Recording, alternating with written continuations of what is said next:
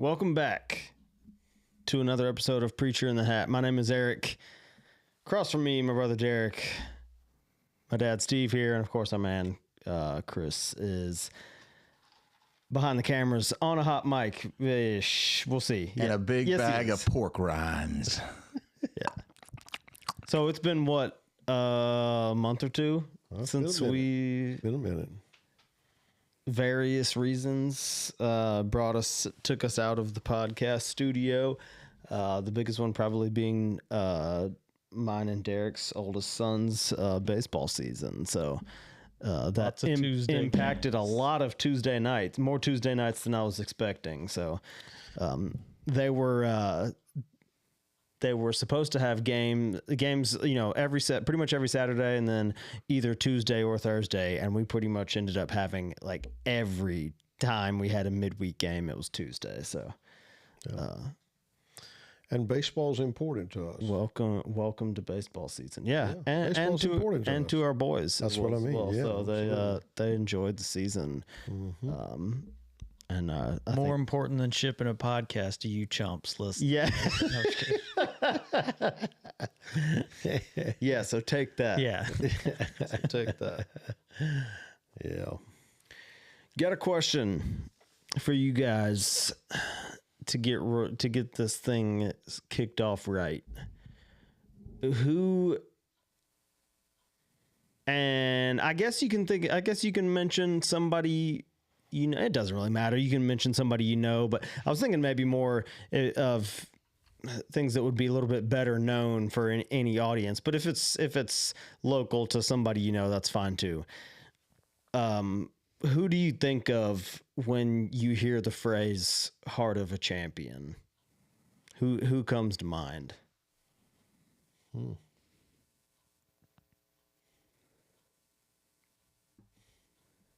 Michael Jordan. What makes him the ultimate champion? I would strongly recommend watching the documentary The Last Dance for a full context of that answer, which chronicled, I think, their final season in No, it did them all. It did them all the all way back. Yeah, it went all the way back. That's right, because they did it in chunks. So to kind of see his mindset, just how relentlessly he worked. Who was this now? Remind me. Michael Jordan? Michael Jordan. Okay. I never saw it, so I'm sorry. My bad. He's the one that did Beat It. I'm done. Yeah. You've heard the jingle Beat It. Yeah. Oh, that Michael Jordan. Okay, I got you now. Yeah. Yeah. Annie, Okay. are you okay? Are you okay, Annie?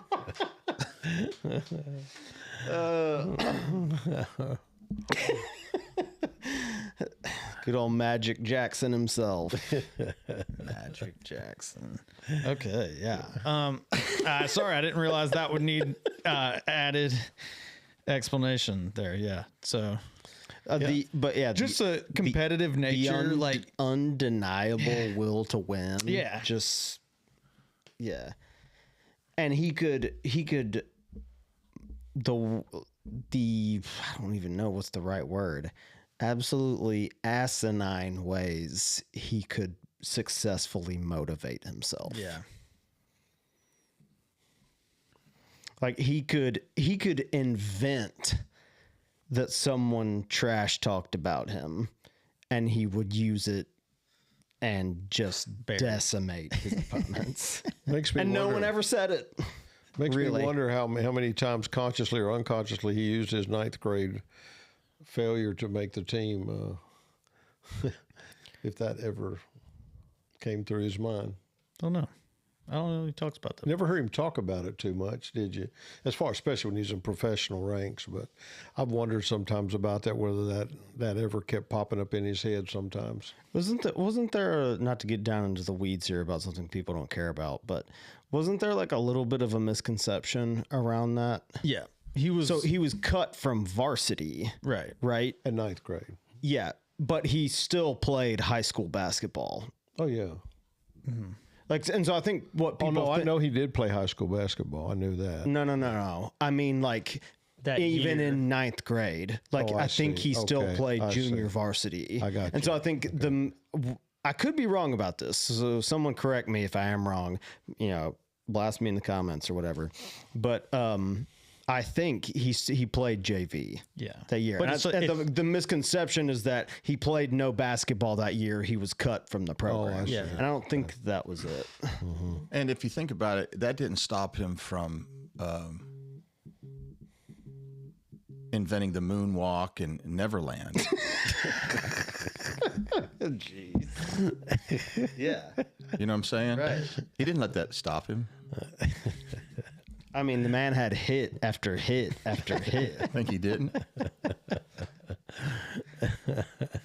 You think getting cut from his ninth grade getting cut from varsity ninth grade didn't inspire him did not inspire him to come up with the absolutely iconic Thriller music video. There you go. Or the theme song to Free Willy. Well, all I'm saying is it doesn't matter if you're black or white. That is the heart of a champion.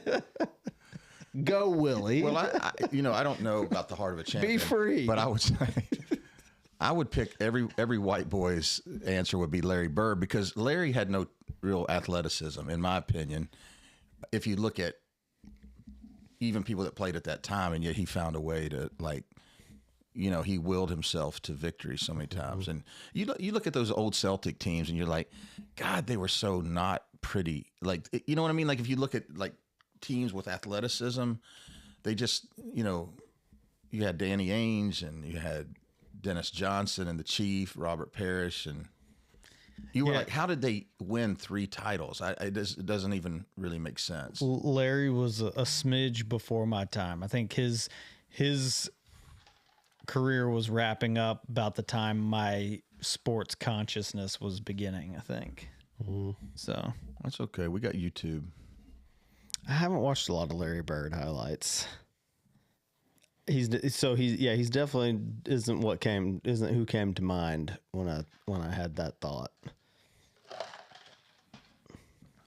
Does anybody have an example of somebody who this is a lot harder probably outside of the sports realm? Michael Jordan in his Thriller music video. okay, all right. We got the mileage out of that. I think we're Yeah. Not for me. I was just curious if you guys did. I didn't have somebody, but no champions outside of sports. I've been watching stuff like, it's kind of, I wouldn't recommend it, but stuff about the Nazi regime, you know, and some of those Jewish people that made it through, like, I don't even know if you could say pure hell. It is maybe worse than that, but like some of those people that like made it through to the other side somehow, some way, just not to give up, how they, it doesn't even make sense really. If you think about the things that they had to witness, you know, and they somehow, I'm not saying they were healthy at the other end, but like they made it, you know? If you want to go if you want to turn the clock way back, go all the way back to Job. Yeah. I would say too that for me, somebody y'all didn't know very well, or know it at all, probably was my Uncle David, who was my mom's oldest brother, who was my pastor growing up, who was a sharecropper farmer, who was not in a particularly healthy marriage situation, not by himself, but boy, I watched him through thick and thin, just continue to walk with Jesus and to overcome all kinds of stuff in terms of a little small country church. But he kind of became known actually almost like a parish priest. Many people who never came to his church saw him as their pastor, and he certainly had the heart of a champion. He died of prostate cancer, I think, when he was like 72 years old. But at his funeral, I'll never forget seeing all those young pastors of many, many denominations. Here was this little Mennonite guy there that they were there to, and they stood at attention when they brought the casket in.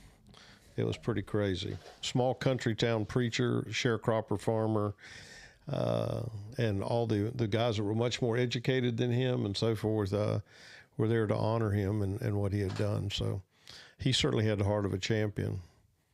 And I got to see that up close and personal as a teenager and as a young boy. So I would say my uncle David Ebersole had the heart of a champion, even though he probably would never received any human accolades that would. He never won an NBA title, I know that, or Farmer of the Year. But he had the heart of a champion. He really did. Wow.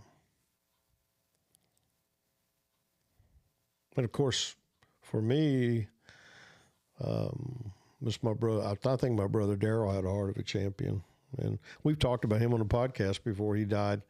It's hard for me to believe it's like 4 years ago. He was going through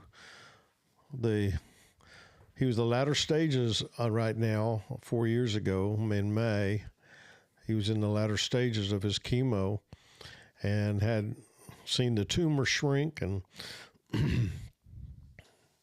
all of the stuff throughout his body was there. And so there was this sense of, okay, he's gotten through that, even though they didn't give him much hope before, and it looked pretty good there for a minute. So, but within 3 months, I'm sorry, he was gone. But he was certainly somebody that's the guy we talked about, maybe talking about tonight. One of them. But I think he certainly demonstrated a heart of a champion in that he had a 40-year struggle with cancer, skin cancer. 40 years. Started when he was 19 years old in South Alabama. And when that happened, wow, that's a big thing to have happen when you're 19 and you get part of your nose cut off badly. You're right here on, he had a skin graft that they took out the cancer and did not do a very good job of it. Yeah, you don't think of skin cancer as like in a teenager, you know what I mean? Really don't often. But he started when he was 19 years old. He had 12 to 13 surgeries on his face, radiation on his face, so many different things in a 40-year period. I'd say battling through that in a 40-year period demonstrates the heart of a champion. And I got to walk alongside him with that, to actually see it up hand and personal. And there were times he really wanted to quit, you know. But yeah. And you guys, he put you on his team several times when he was in the middle of some of that stuff, especially in the later years, right? Let's see. When you was on a prayer team with him sometime? Oh, I know that. Yeah, I know. I'm trying to think. I think that was what more. the main time for that was. Mm-hmm. I think that was more in my teenage years. I think when that was. Yeah, gotcha. I feel like think that's true. Right. Yeah. Right. Mm-hmm. I can't remember what bout that was. One thing I learned about him as a heart of a champion, I like the way you phrased that. I hadn't been thinking along those lines, but even in the heart of a champion, there's times when you wanted to quit. And I remember times when he told me he wanted to quit. I will never have another surgery on my face. He said, I will just let it happen. He said, I will not have another one. And I remember us having some conversations about that. So even in the heart of a champion, I'm sure there's times they want to quit. I would think so. Probably Michael Jordan. There were probably times he wanted to not push forward and not keep moving forward in quite the same way, maybe. Wonder what causes some people to do that, where they just, when they want to quit, they don't. What I wonder what it is. I don't know for sure. I'm not asking a rhetorical question. I mean, a real question is, if somebody like him, like Daryl, he wanted to quit. Why did he not quit? You know, because I remember the time he wanted to quit was probably 15, 20 years before he passed away. I remember him talking about it. He said, "I'll not have it happen one more time." And I remember talking to my dad, who had Bell's palsy, and I remember asking him, I said, I was complaining about Daryl wanted to quit. And my dad said something that I think I might have mentioned on one podcast before, and that is, he said, until you've been cut on your face, Steve, you can't really have an opinion about that. He said, you don't understand it. He said, because when you get cut on your face, he said, that does something different to you. Every time you look in the mirror, you're reminded of your challenge. Every time you go out, you're reminded of I have a challenge here. And when my dad said that to me, knowing that he had the heart of a champion too in terms of overcoming his Bell's palsy, but it really kind of reminded me, in the heart of a champion, don't minimize what the struggle is. I think sometimes when people have the heart of a champion and they do so well and they overcome, it's easy to think, hey man, we minimize maybe the actual barriers and challenges they really are overcoming, maybe. If we haven't experienced them ourselves, in other words. So there was something about it is, don't minimize it. In the heart of a champion, don't minimize it. And Daryl did not minimize it. It was real, and it was painful, and it was awful. And I remember him going to the doctor and then saying, oh, man, they found another spot.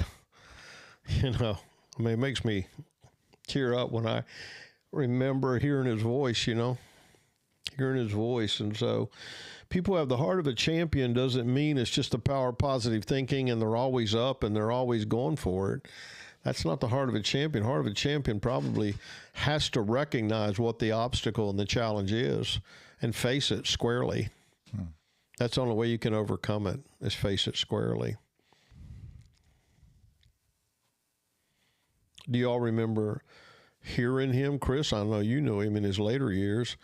Do you remember him talking much about any of that struggle that he had? Did he talk to you much about it? He didn't too much. Mm-hmm. Yeah. Well, he was always just trying to pick me up. He didn't really speak much about his own pain. Is that right? Yeah. Yeah. Mm-hmm. Yeah. I asked him one time, I said, Daryl, why'd you let me into your life? Mm-hmm. And I thought he was going to give me some really, really deep spiritual answer. And he said, why not? I said, that's all you got for me is why not? But yeah, he was just kind of straight to the point kind of guy, Yeah. Right. There wasn't a lot of salve on anything, you know. Yeah, I don't think he talked about his struggle broadly. You know what I'm saying? I don't remember that he did a lot. Although he would in church talk about it, wouldn't he, Eric? Some? I mean, do you remember? Yeah, I mean, asking for prayer and stuff. Well, I think most of what I remember is he would come to me periodically about something he thought I could pray for, and that would be usually when he did it. Normally it wouldn't be, and even then it was just like, a lot of times it honestly didn't have as much to do probably with the cancer. Okay. Yeah, gotcha. Well, one of my favorite stories about Daryl having the heart of a champion is after he got married, his wife, Janet, who also died from cancer before him, actually. But she used to come to me way before, she was having cancer or they were having difficulty when they were first married. And Daryl did not want to have children. And so here's how he developed the heart of a champion in the middle of it. And I think it's worth repeating here for us to remember. She would come to me, she said, would you go talk to your brother? You go talk to your brother. So Daryl and I would talk some, and I would talk to him. And one day he said to me, he said, Steve, I don't want to have children because of the skin cancer. Because I'm afraid that I will not live long enough to see my children grow up. And he said, therefore, he said, I don't want to put the children through this battle that I have. I don't want to have children. And he was serious. He literally was refusing to even consider the thought about having kids. And Janet really wanted to have kids, but he said, no, I'm not going to do that. That went on for quite a few years. They actually were house parents at the King's Ranch. That's how they moved to Birmingham years ago. So they had kids in their life that they were ministering to, but not the kids of their own. They didn't have a family of their own. And so he had a heart and a passion for kids. Well, interestingly enough, somewhere along the way, he decided that he wanted to go to Africa to be a missionary. Interesting. He felt a calling wanted to go to Africa to be a missionary, and he just thought that's what God was calling him and Janet to do. Not having kids, but go to be a missionary.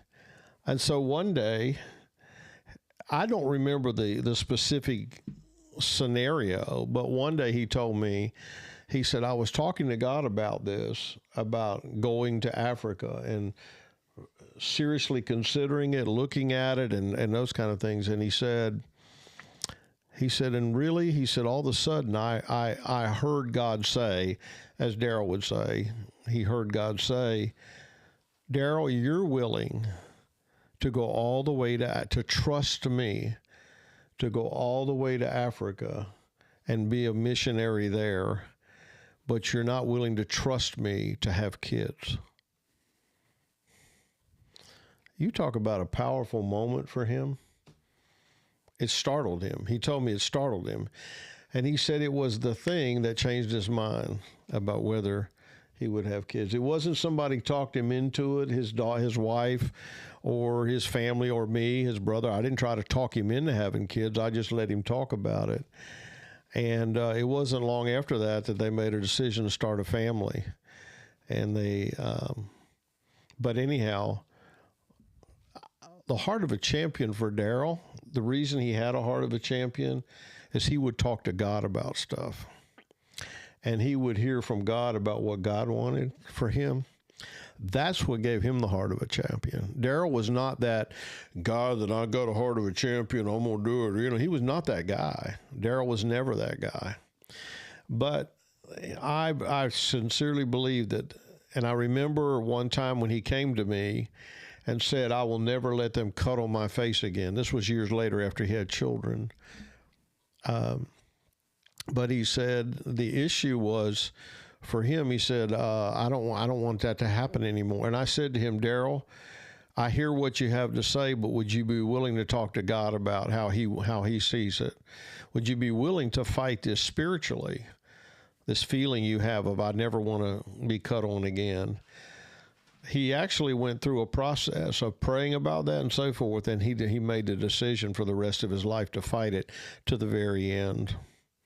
Even in the middle, then we know the story of those two having a child, a second child who died at 7 months in her mama's womb, and the pain and the agony that was. So Daryl, who had said yes to having a kid, having children, now in his second child, for really no real clear medical reasons why this baby was not healthy, but the baby died at 7 months in the womb, and how they went through that together.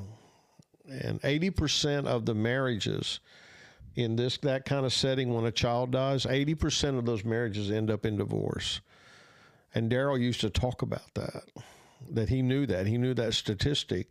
And Janet used to talk about that. And they were determined that even though they processed that death of that child so differently, they processed that to say, this will not be something that will destroy our relationship. So they showed the heart of a champion, Daryl did, in so many different arenas, physical difficulties being the primary thing for him, but also that overcoming of, do I want to have children or not? You know, and he loved the fact that he was a daddy. He loved that he was a daddy and loved his girls very, very much. And so for me, he had the heart of a champion, but it was because Daryl listened to the one who is the champion, Jesus himself. And that's the only way he overcame that to the very end. And that's why he said to all of us, the last 2 weeks before he died, he would call us all in. Y'all remember this. And he would say, it looks like I'm going to have to lay my weapons down. That's the heart of a champion. He said, I don't want to lay my weapons down. I heard him say it over and over to several people, including me. He said, I don't want to lay my weapons down. He said, it looks like I'm going to have to. And then he said, but you're going to have to pick up mine along with yours. He challenged all of us to have the heart of a champion and to fight. And for that, I'm grateful. His example challenged me to have the heart of a champion, but to know how to have the heart of a champion. Not because you were knocking everything out and everything was going well, but because even in the middle of all of it, you continued on with optimism, with courage, and with strength, and with an ability to encourage other people. So let's finish up with, can you tell about a time that Daryl did encourage you? I mean, does something come to your mind? We all knew him. I don't know. After listening to you, I feel like such a loser. You feel like it's a loser? I feel like I'm a loser compared to Daryl.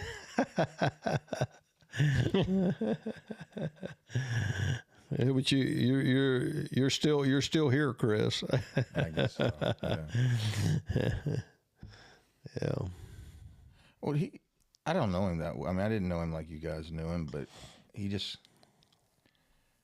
was very authentic to me, and he didn't. I almost said it. He didn't BS around. Yeah, he didn't. That's right.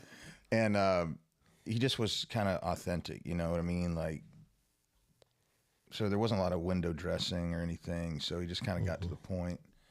And it's really nice to have people like that around, because you don't find many of them, right? He didn't seem to be motivated by anything in particular. You know what I mean? Like, in the sense of like, what was his angle? He kind of had cut off his angles, or maybe he never owned any, Yeah. And that was nice to, I don't have any really big stories, but I'm just saying. No, I mean, yeah. The thing that comes to mind to me, the short amount of time that he was able to watch me be a dad, he was very complimentary of me and Michaela in how we parented. So, and that was one of the things too. I think he kind of, he was kind of always looking at, like, he was really good about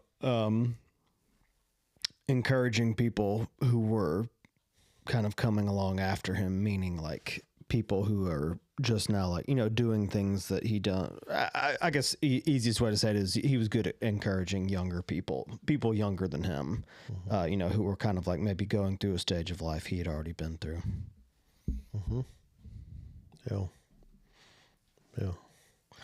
Well, he encouraged two guys. I remember whenever he could, he'd be at your ball games, and he would be, he would come to be at ball games some. I remember him coming to your sister's piano recitals and stuff like that as an uncle. That's not something every uncle does, but I remember he used to do that. And I thought about him quite a bit this baseball season with my oldest son playing. I know he would have been at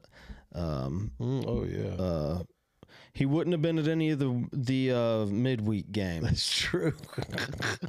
Because he was up at, I don't know, 2 a.m. or something. Yeah. Yeah. And early paper but route. he'd have been at every Saturday game probably. Yeah, probably would have been, and cheering them on too, buddy.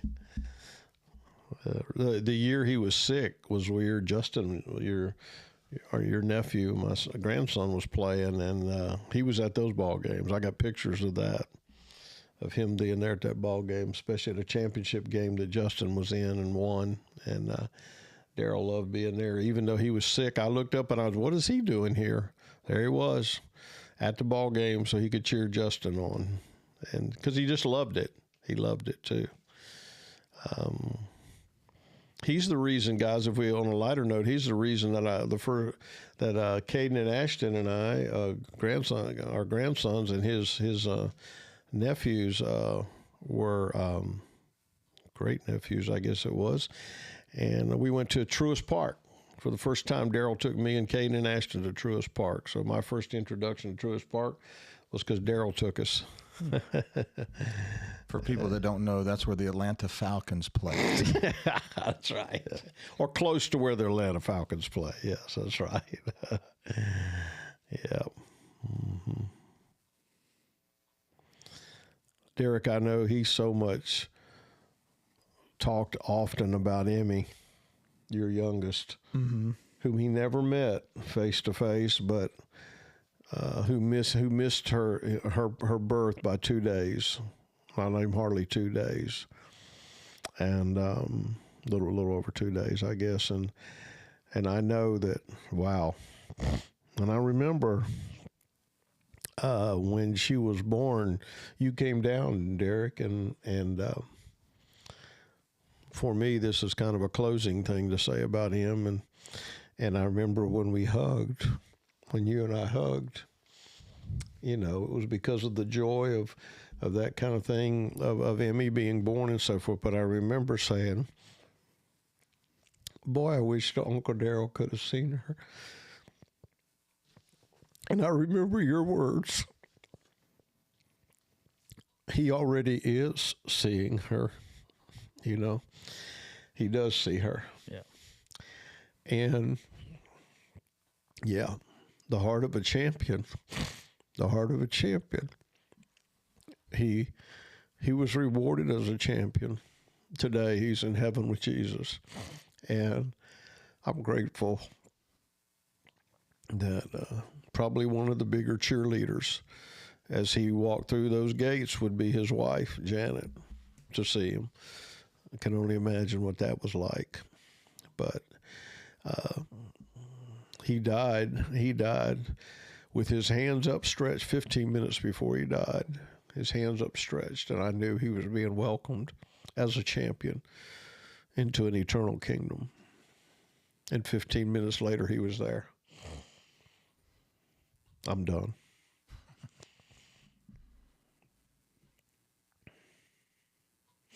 Until next time.